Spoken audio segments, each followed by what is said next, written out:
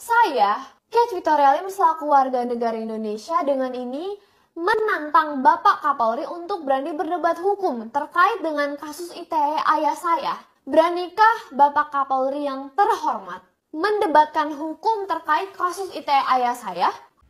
Halo sobat-sobat semuanya, jumpa lagi di channel Warta Kabar Baik. Selamat pagi buat yang menyimak video ini di pagi hari. Selamat siang, sore, dan malam buat yang menyimak di siang, sore, atau malam hari. Sobat-sobat, video-video di channel Warta Kabar Baik ini hanya dikhususkan bagi jiwa-jiwa atau orang-orang yang berpikiran terbuka ya. Bagi yang tidak berpikiran terbuka, skip aja deh. Oke, terima kasih semuanya. Jangan lupa subscribe, like, komen, dan share ya. Rahayu Sakung Dumadi, semoga segala makhluk berbahagia.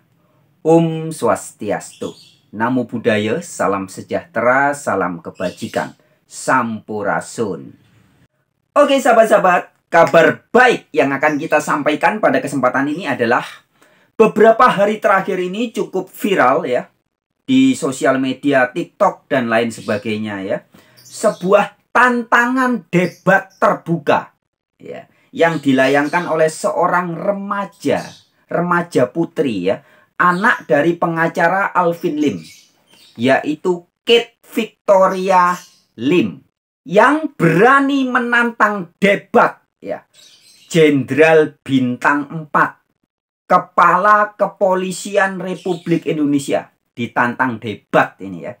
Karena menurut putrinya Alvin Lim ini, yaitu Kate Victoria Lim ya, ayahnya atau bapaknya ya sudah dikriminalisasi oleh oknum Kepolisian Republik Indonesia. Nah, jadi si anak ini nggak main-main. Dia langsung menantang debat terbuka Kepala Polisi Republik Indonesia, Jenderal Bintang 4. Nah, oke, tanpa wasting time ya, kita simak aja dulu ya tantangan ya. Jadi video tantangan yang dilakukan oleh remaja berusia sekitar 15 tahun ini, perempuan lagi ya, remaja putri, usia masih sangat belia, berani menantang Jenderal Bintang 4, Kepala Polisi Republik Indonesia. Demikian.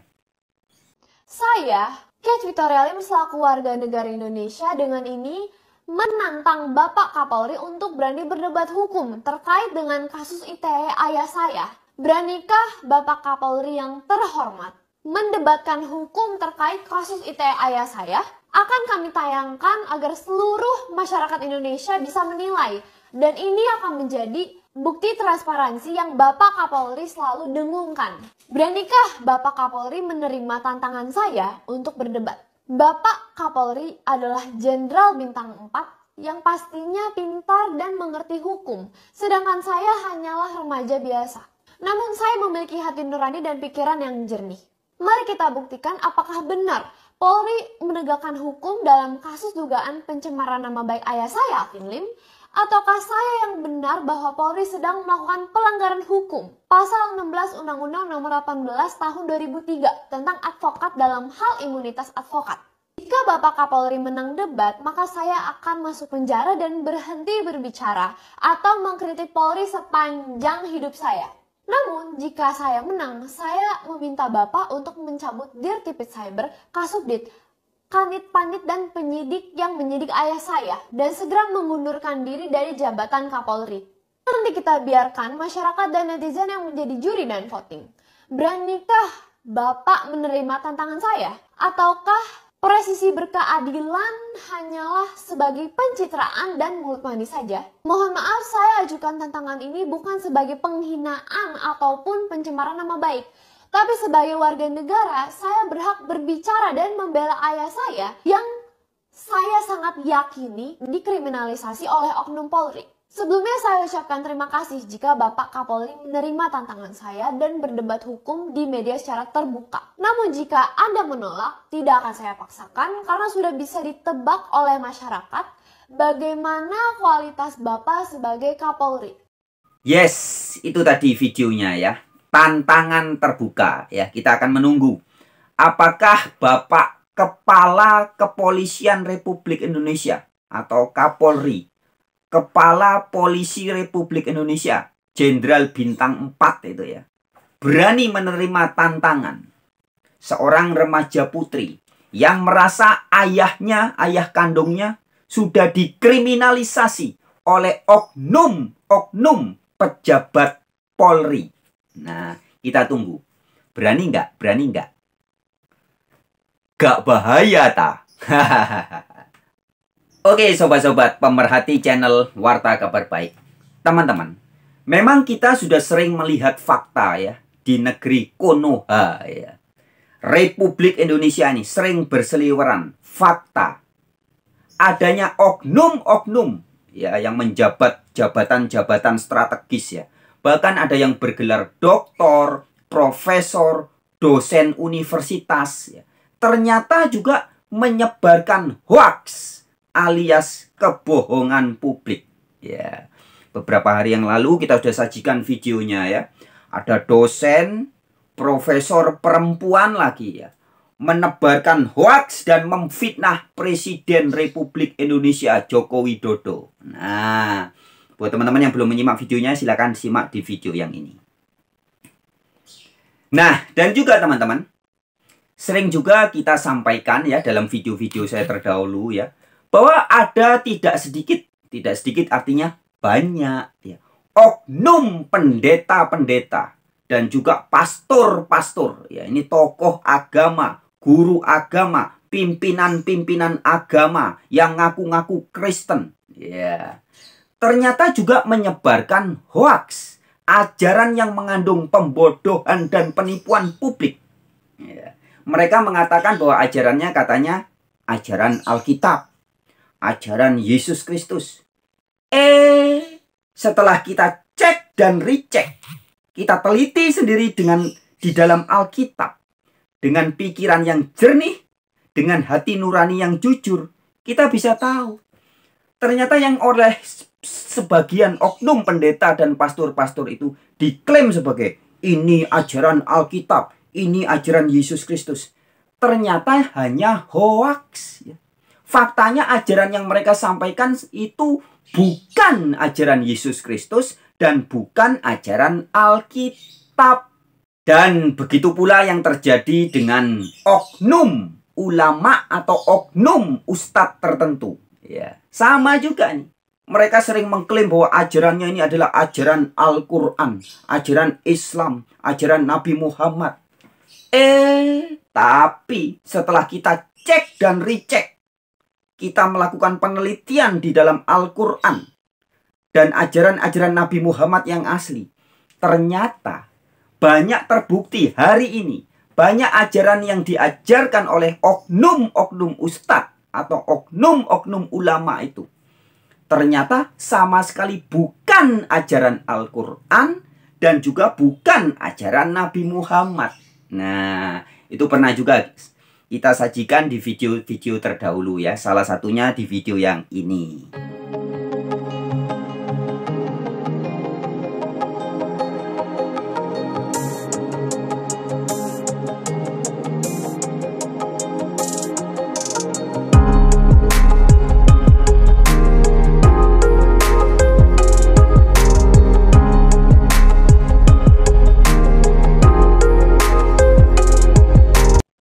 Sahabat-sahabatku, ya, jika seorang Victoria Lim, seorang remaja yang masih berusia belasan tahun ya, anak perempuannya pengacara Alvin Lim itu, berani menantang debat Jenderal Polisi Bintang 4, Kepala Polisi Republik Indonesia, adalah karena didasari oleh hati nurani yang bersih dan pikiran yang jernih.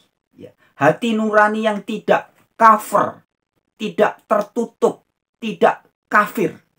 Dan pikiran yang tidak butak, tidak kotor. Ya, bahasa Arabnya tidak kadarun. Ya, kadrun itu artinya butek, kotor. Nah, hati nurani yang bersih dan pikiran yang tidak kadrun, inilah yang membuat seorang Victoria Lim berani menantang Jenderal Bintang 4, Kepala Polisi Republik Indonesia. Hati yang bersih nurani yang murni, yang tidak cover, tidak kafir, tidak tertutup, dan pikiran yang bersih, tidak butek, tidak kotor, tidak kadarun, tidak kadrun, bisa melihat suatu permasalahan dengan terang benderang, cetha welo-welo, transparan.